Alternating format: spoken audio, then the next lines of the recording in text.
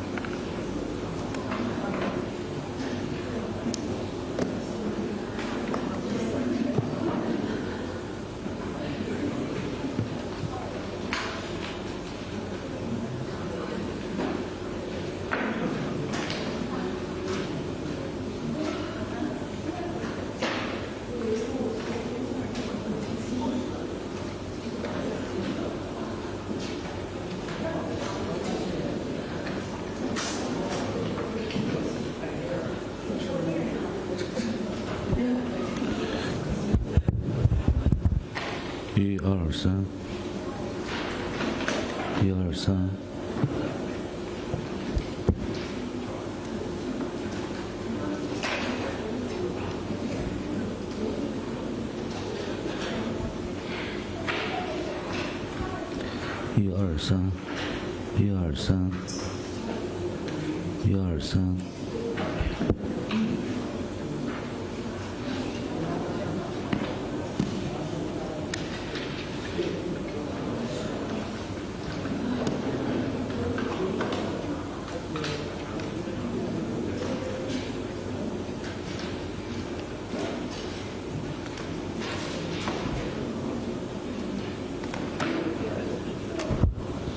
123，123，123，外交部，外交部。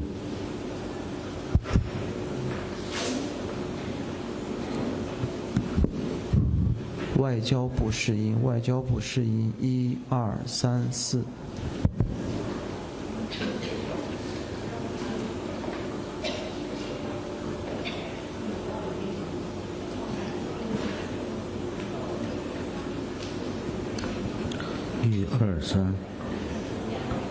123，外交部。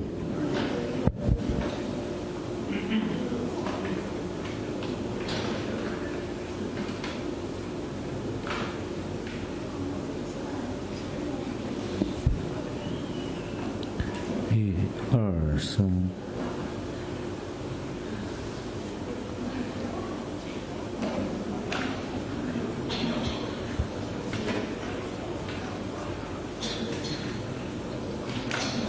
123，123，123，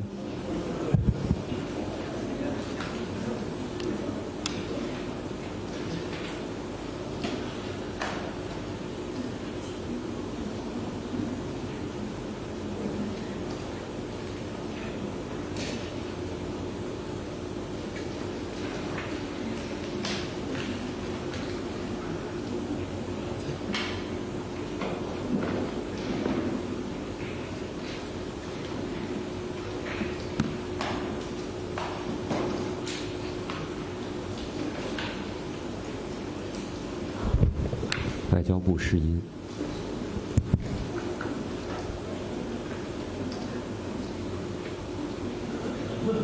123。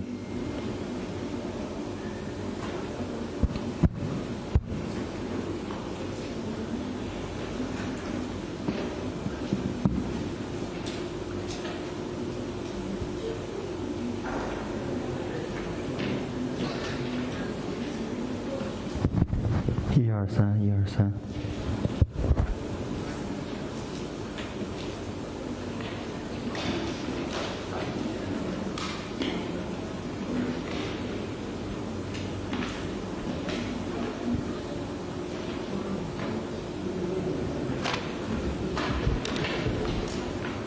18日，外交部例行记者会试音。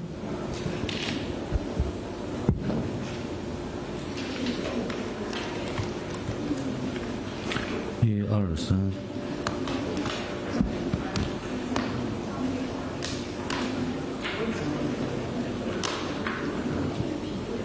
6月18日，外交部例行记者会试音。123。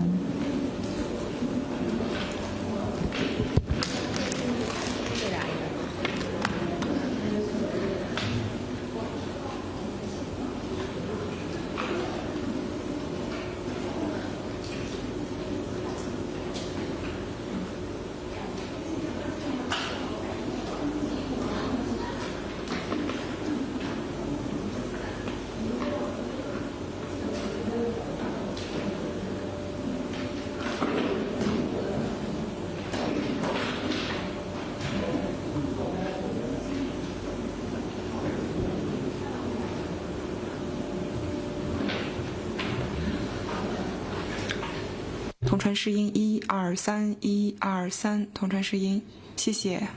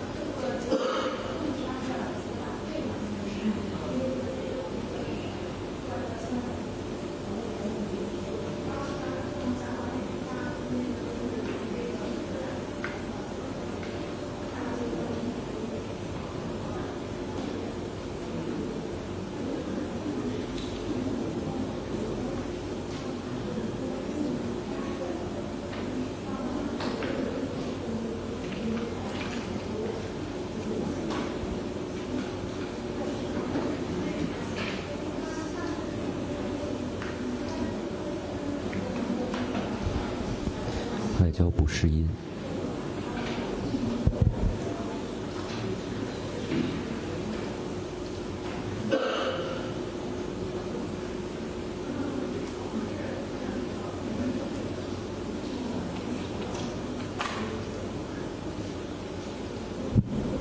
外交部试音。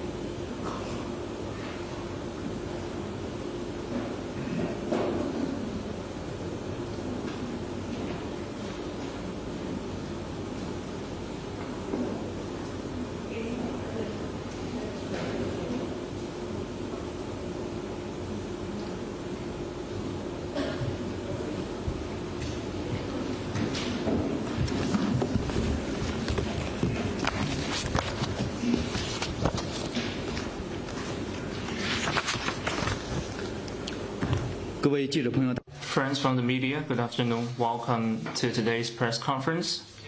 First, I will make an announcement.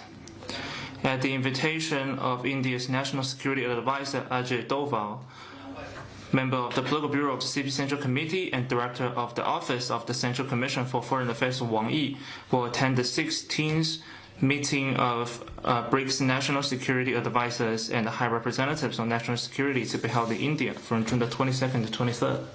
Now, the floor question is open. 华卫视提问：据报道，17号白宫官员。 It is reported that on the 17th, the White House official said that the U.S. President Trump has signed the MOU for the first stage of negotiation. Iranian Foreign Ministry spokesman also said that the text has been finalized and both sides have signed the MOU. Was a comment. The signing of the Memorandum of Understanding for the first stage of negotiations between the U.S. and Iran is of positive significance for easing tensions and consolidating the momentum for ceasefire. China welcomes it and hopes that all relevant parties, including the U.S. and Iran, will uphold the spirit of contract and earnestly fulfill their commitments. Force is no solution. Negotiation on an equal footing is the right choice. It is hoped that the U.S. and Iran will both approach the second stage of negotiations with a rational and practical attitude, work in the same direction, and strive for positive outcomes.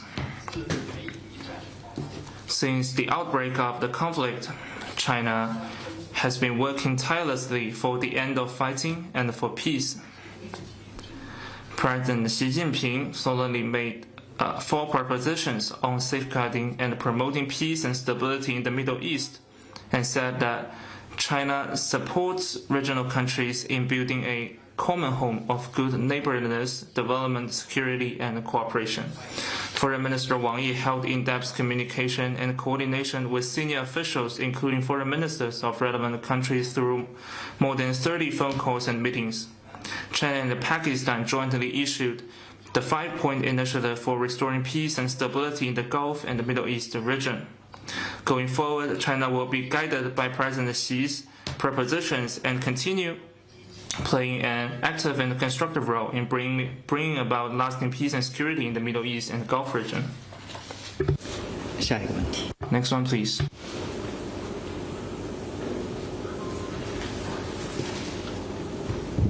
Thank you so much. My question is in 是关于 MOU 的问题。 Iran securing a decisive victory and 伊朗已经取得了决定性的胜利。今天，伊美已经达成了第一阶段协议。伊朗必须要成为中国的真正伙伴，而不是一个联盟的盟友。中方对于这一观点有什么评论？中方一贯支持中东。 China always supports peace and stability in the Middle East and the Gulf region. China welcomes Iran and the US to sign the MOU. China and Iran are comprehensive strategic partners. China will work with Iran to consolidate and elevate political mutual trust, deepen mutually beneficial cooperation in various fields, and continue to advance the China-Iran comprehensive strategic partnership. Next one, please. 谢谢发言人。总台央视记者提问：中方发布了王毅主。 To follow up on your announcement about the 16th meeting of BRICS National Security Advisors and High Representative National Security, can you share more about Director Wang Yi's attendance? What does China hope to achieve through the meeting? The 16th meeting of BRICS National Security Advisors and High Representatives on National Security will be held in New Delhi from June the 22nd to 23rd. Member of the Political Bureau of the CPC Central Committee and the Director of the Office of the Central Commission for Foreign Affairs Wang Yi will attend the meeting upon invitation. During the meeting, the Chinese side will exchange views with other BRICS members on the current international security situation, major international and regional issues, and joint response to traditional and non-traditional security challenges, and prepare politically for the BRICS summit to be held in September. Amid a transforming and volatile world with various types of security challenges on the rise, BRICS countries standing at the forefront of the global south are committed to safeguarding world peace, promoting common development, practicing multilateralism, and enabling more just and equitable global governance. China looks forward to taking this opportunity to enhance communication and coordination with BRICS members to further enrich political and security cooperation and contribute to world peace and stability. Next one, please. Thank you. Question from RIA Novosti. 俄新社，北约秘书长吕特昨天表示，关于俄乌冲突，大西洋的联盟正在密切关注中方的对俄援助，表示北京支持莫斯科规避制裁，并且供应两用物项，中方对此有何评论？中方在 On the Ukraine crisis, China has always maintained an objective and just position, consistently making active efforts toward ending hostilities and promoting peace talks. We did not provide a single piece of lethal weaponry to either party to the conflict and have enforced strict control over dual-use articles.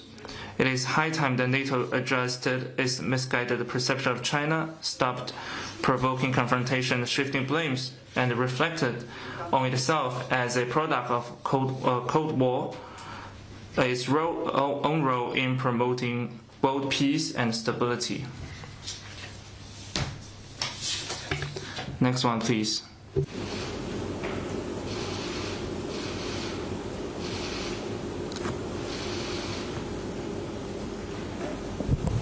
Thank you. A question from Reuters. 路透社关于 G7 的联盟声明，虽然没有提及中方，但是称在稀土还有关键矿产方面要联合起来应对中方。中方对此有何评论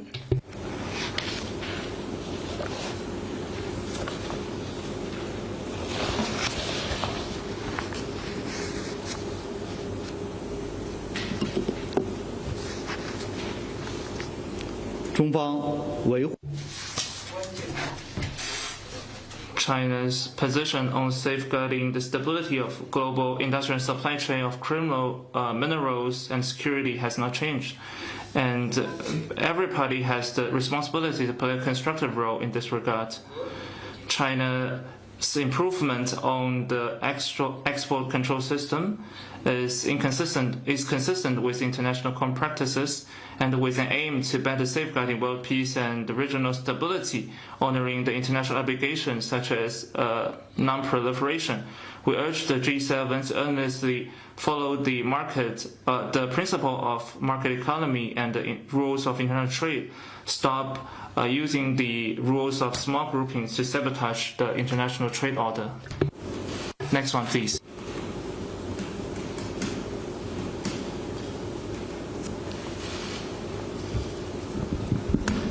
谢谢发言人。澎湃新闻记者提问：据报道，近期美国先后同日本举行延伸威慑对话。 It is reported that the United States recently held extended deterrence dialogues with Japan and the ROK respectively and held nuclear consultative group with the ROK. Both the US, Japan, and the US ROK are committed to strengthening cooperation on extended deterrence. The US had also reiterated that it would employ all of its defense capabilities, including nuclear forces, to fulfill its defense commitment to Japan. What is a comment? China expresses its deep concern over the moves by the US, Japan, and others to enhance extended deterrence cooperation. Extended deterrence is a product of the Cold War. Individual countries' moves of enhancing nuclear deterrence cooperation out of geopolitical goals exacerbate the risks of nuclear proliferation and nuclear confrontation. At the review conference of the Treaty on the Non-Proliferation of Nuclear Weapons, many countries expressed grave concerns and strong opposition to the extended deterrence arrangements. Japan has long been calling for a world free of nuclear weapons. In fact, it is relying more on nuclear umbrellas and made dangerous remarks of seeking the possession of nuclear weapons, which poses severe challenges to post-war international order and the non-proliferation regime. We urge Japan to reflect on itself, follow its obligations of NPT, abide by non-nuclear three principles, and not to seek nuclear weapons in any form. China urges the U.S. to abandon its Cold War mentality, stop its provocative policy and moves, abandon such arrangements such as nuclear sharing and extended deterrence, make concrete actions to uphold regional peace and stability and global strategic stability. We also hope that the ROK can take extra prudence and do more things that is conducive to regional stability.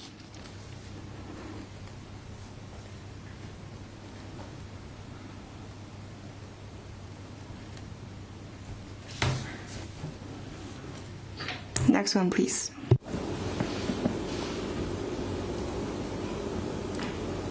发言人你好，环球时报环球网记者提问：据报道，在近日七国集团领导人会议上，日本 It is reported that during a recent G7 summit session, Japanese Prime Minister Sana Takaichi raised concerns over China's export restrictions on critical minerals and other measures targeting Japan, claiming that these measures could impact the supply chains of the G7 and the like-minded nations. At a news conference after the summit, she stated that Japan will build a constructive and a stable relationship with China. Dialogue with China remains open, and Japan will continue to respond calmly. From the perspective of national interest, what's your comment?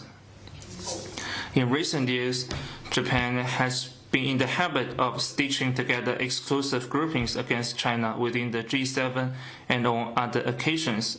Its leaders' latest G7 remarks on China were particularly obtrusive, exposing that its attempts to rally allies and stir up confrontation will win no support and is doomed to fail. Sana Takaichi preaches dialogue while actively engaging in confrontation, a glaring self-contradiction that has laid bare Japan's hypocrisy for the world to see. If the Japanese side truly wants to improve its relations with China, it needs to abide by the four political documents between China and Japan and its own commitments. Take concrete actions to uphold the political foundation of China-Japan relations, rather than say one thing but do another. Let me also point out that in accordance with laws and regulations, China has banned the export of all dual-use items to Japanese military users and for Japan's military use.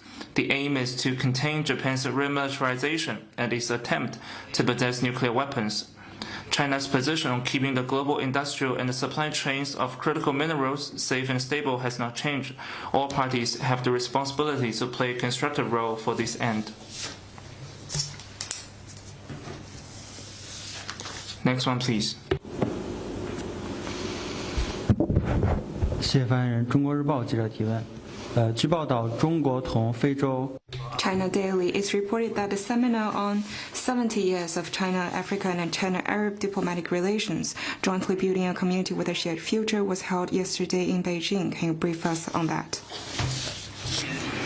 This year marks the 70th anniversary of China, Africa, and China-Arab diplomatic relations. 7 decades ago, New China established diplomatic ties with Egypt, starting the new chapter of developing China, Africa, and China-Arab relations. In the new era, under the guidance of President Xi Jinping and leaders of African and Arab states, the relations between China and these countries have leapfrogged into the best time in history, setting fine examples of building a community with a shared future for humanity. Yesterday, China successfully hosted the seminar on 70 years of China, Africa, and China-Arab diplomatic relations, jointly building a community with a shared future in Beijing. Vice Foreign Minister Miao Deyu attended and addressed the opening ceremony, which was attended by around 200 diplomatic envoys, experts, and scholars online and offline. They took stock of past cooperation results and discussed future plans. Both African and Arab representatives agreed that China and their countries are good brothers, friends, and partners sharing will and woe with a common pursuit. China's 15th five-year plan provides vast opportunities for deepening China-Africa and China-Arab cooperation. They expressed readiness to step up cooperation, compose the symphony of solidarity among Global South countries in development and revitalization, and work relentlessly in building a community with a shared future for humanity.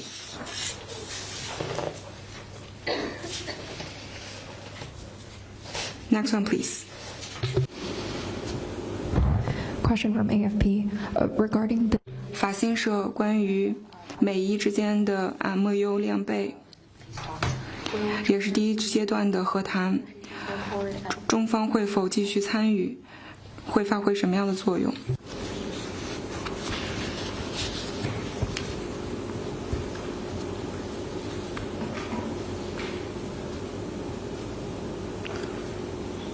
自战事爆发以 Since the outbreak of the conflict, China has been tirelessly working for end of fighting and for peace. President Xi Jinping put forward the 4 propositions on safeguarding and promoting peace and stability in the Middle East, which fully demonstrates China's efforts and position to champion dialogue, ending the fight, and providing Chinese plans for tackling the challenges in the Middle East and building consensus in the worldwide. China will continue to implement the 4 propositions and to work for peace talks, make our efforts to the resumption of peace, stability, and development in the Middle East and at an early date. Next one, please. 谢谢发言人。北京日报记者提问：近日，新加坡媒体制作播出。 A recent documentary from Singapore, Inside Unit 731, Japan's Secret Human Experiments, features interviews with the last surviving member of Japan's Unit 731 during its war of aggression against China, families of germ warfare victims, and Singaporean scholars, shedding light on the historical truths. The documentary has drawn widespread attention with nearly 300,000 views online. Netizens comment that while looking to the future, history must not be forgotten, and Japan's wartime atrocities are ruthless and should not evade the judgment of history, was her comment. I also noted this documentary. During World War II, Japan's Unit 731 conducted gruesome human experimentation and germ warfare during its war of aggression against China. Its victims included not only a large number of Chinese civilians, but also Soviet prisoners of war, Korean laborers, and captured American and British soldiers, among others. The Japanese army also set up Unit Orca 9420 in Singapore, using it as a base to establish branches in Malaysia, Indonesia, the Philippines, Thailand, Vietnam, and other places, where it conducted illegal human experiments and germ warfare, committing heinous crimes. Japanese militarists used the germs to bring about large-scale destruction of human lives in flagrant violation of universally recognized international law, including the Hague Convention of 1907 and the Geneva Protocol of 1925. The inhumane nature of these acts is nothing but horrendous. This unspeakably dark and brutal chapter of history calls into question the very conscious and moral limits of humanity.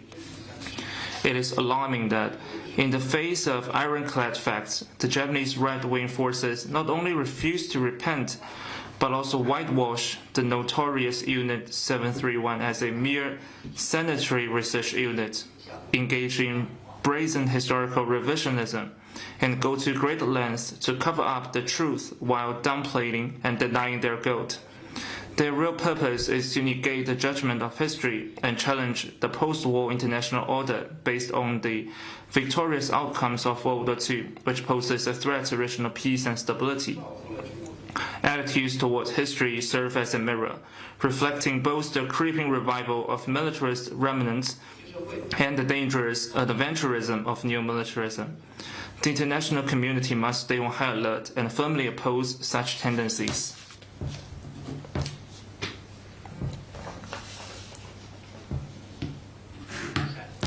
Next one, please.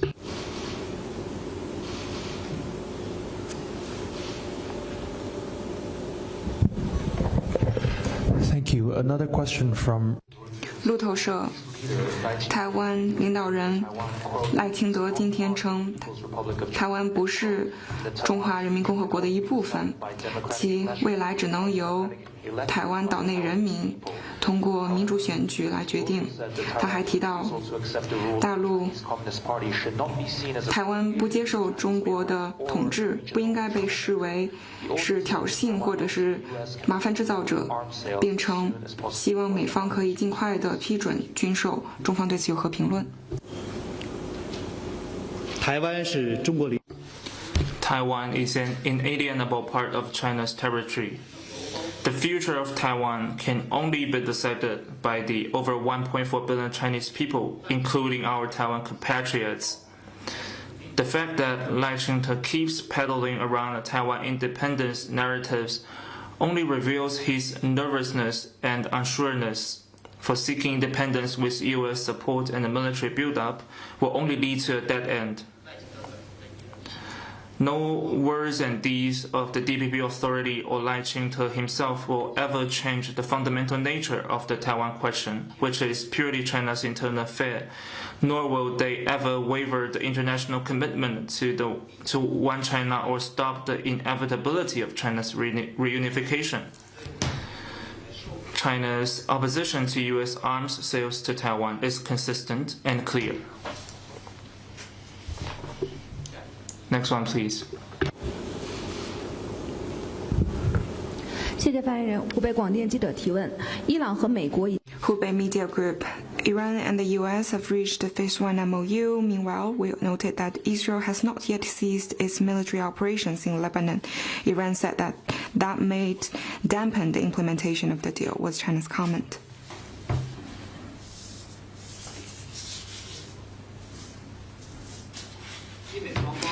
Iran and the U.S. have reached the Phase 1 MOU, which provides favorable conditions for easing tensions in the Middle East. The international community is following the implementation of the Phase 1 Iran-US MOU and the upcoming Phase 2 negotiations between the two sides. At this critical stage, relevant parties, including Israel, need to follow the overwhelming trend of peace and stability in the region and do more to help Iran and the U.S. implement the deal and promote the Phase 2 negotiations instead of the other way around. China stands ready to continue to leverage its influence and work relentlessly with the rest of the world for the early realization of lasting peace and stability in the Middle East.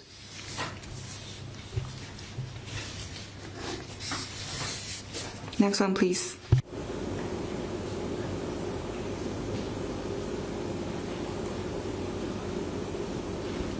大家还有其他问题吗？ Any other questions?